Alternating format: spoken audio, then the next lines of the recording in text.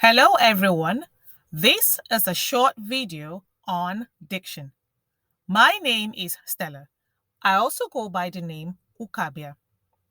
I would like to start by acknowledging those who indicated an interest in learning more about diction. I recorded this video for you. Let's begin with definition. Diction has two meanings. It can be the distinctive vocabulary, style, and expression of a speaker or writer. Diction could also be the words you choose to use in a literary work. In the example on the screen, we see an instance where the choice of words is determined by the place where the speakers are. We're assuming this is taking place in an office. The first speaker is a junior staff and the other speaker is a boss. The boss is trying to let the junior staff know that he had to make use of the appropriate term in that setting. The junior staff had to change the word pathetic with the word suboptimal. In the second example, we are able to see the frustration that most likely would happen when someone is unable to get the word that was mentioned by another person during a conversation. And we know this happens a lot. Diction might change depending on the type of literary text. When you flip through the pages of a storybook, for instance, you will notice how different the words in that storybook are from those that you come across in an article, say for example, Time magazine. And from what we have learned so far, we now know that diction can be formal or informal diction. The words in the storybook we just saw will fall under informal diction. And the words that will be in letters you most likely want to write to a government official will fall under formal diction. So we have two: formal diction, informal diction. This video is simply for me to share the basic knowledge about diction. When you enroll in a diction class where you get taught or trained by an expert, the course content will likely cover these areas that you see on the screen and much more. You will learn about 44 basic sounds in English, the rules for intonation, reading skills, vocabulary, mispronounced words, spelling rules, transcription skills, stress rules. Diction is wide. You could learn how to even overcome stammering. Some coaches might teach you how to breathe correctly while speaking. All depends on the coach, the trainer, or the teacher that you get.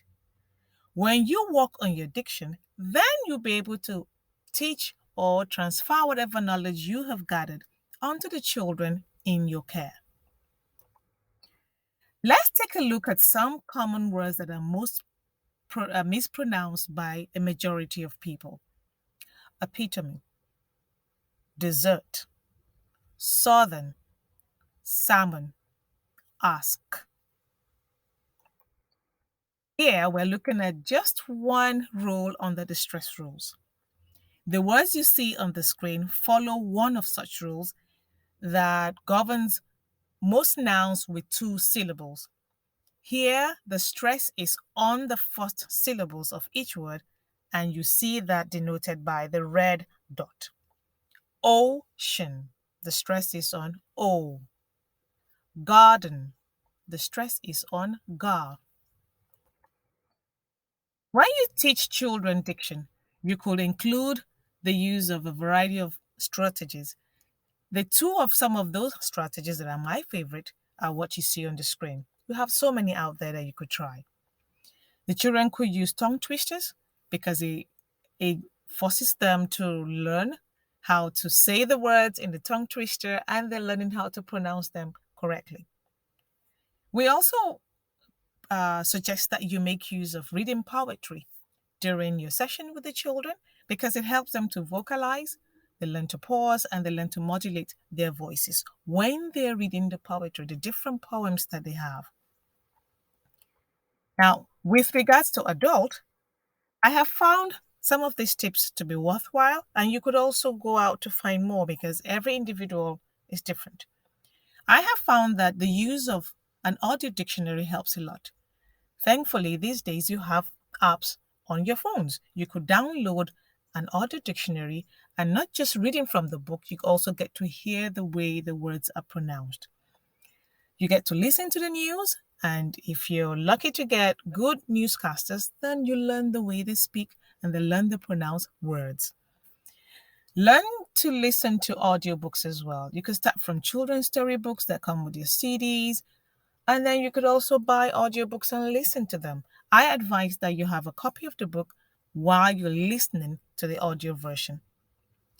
Practice public speaking skills. Stand before the mirror, speak in front of your friends or family members that you're comfortable with before you can get out there to speak to the public. So, these are some of the tips.